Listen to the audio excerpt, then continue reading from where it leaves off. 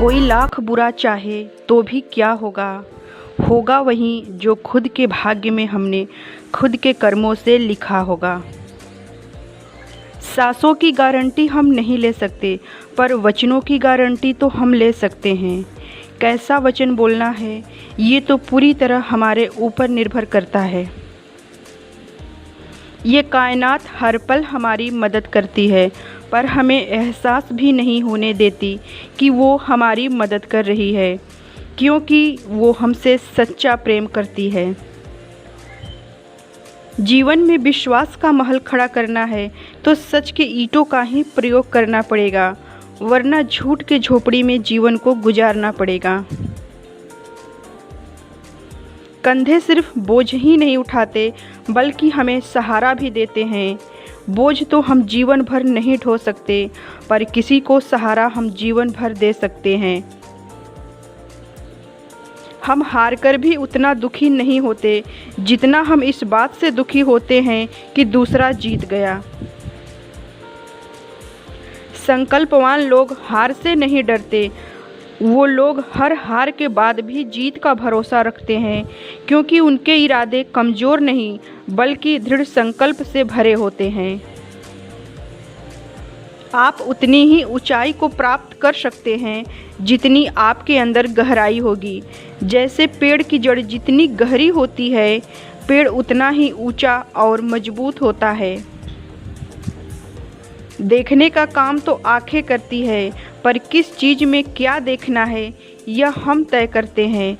इसलिए कभी आँखों को दोष ना दें, बल्कि खुद के नज़रिए को सही रखिए। अगर गुलाब चाहिए तो कांटों से सामना करना ही पड़ेगा, पर अगर कांटे नहीं चाहिए तो साधारण फूलों को ही चुनना पड़ेगा। जो मंजिल की तरफ आगे बढ़ता है उसके जीवन में हर रोज़ नई चुनौतियां आती है, पर जो एक जगह ठहरा रहता है उसके जीवन में एक ही चुनौतियां हर रोज़ आती है। साफ मन दर्पण के जैसा होता है, जो हर किसी को उसके सच से रूबरू करा देता है। वर्तमान का एक एक पल हीरे के समान है, जबकि बीता हुआ कल तथा आने वाला कल कौड़ियों के समान है। पर जो वर्तमान में रहता है वो आने वाले कल को भी हीरा बना सकता है। सुबह होती ही है इसलिए ताकि शाम हो सके, दिन होता ही है इसलिए ताकि रात हो सके, और दुख भी होता ही इसलिए ताकि सुख हो सके, और जीवन भी इसलिए है ताकि मृत्यु हो सके। ये जीवन का सत्य है, जो इसे जितना जल्दी स्वीकारता है उसका जीवन उतना ही सहज हो जाता है। जैसे बिना ब्रेक के गाड़ी का एक्सीडेंट होना तय होता है, वैसे ही समझ और विवेक के बिना कोई भी फैसला गलत ही होता है। दिन भर हम जितना बोलते हैं उसका 1% हिस्सा ही हमारे काम का होता है, बाकी 99% बातें फालतू होती है। पर हमें इसका एहसास भी नहीं होता है, क्योंकि हम किसी भी काम को ध्यान से नहीं करते, बस करते हैं। कोई भीड़ में रहकर भी अकेला हो सकता है, और कोई अकेले रहकर भी भीड़ में हो सकता है, क्योंकि भीड़ और अकेलापन बाहर नहीं हमारे अंदर होता है।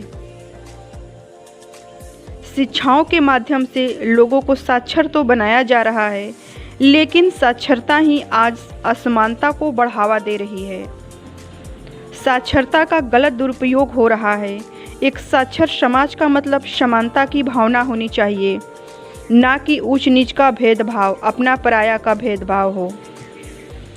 साक्षरता यानी शिक्षा, और जहाँ शिक्षा होती है वहाँ समझदारी होती है, और समझदार व्यक्ति कभी नफरत और हिंसा नहीं कर सकता।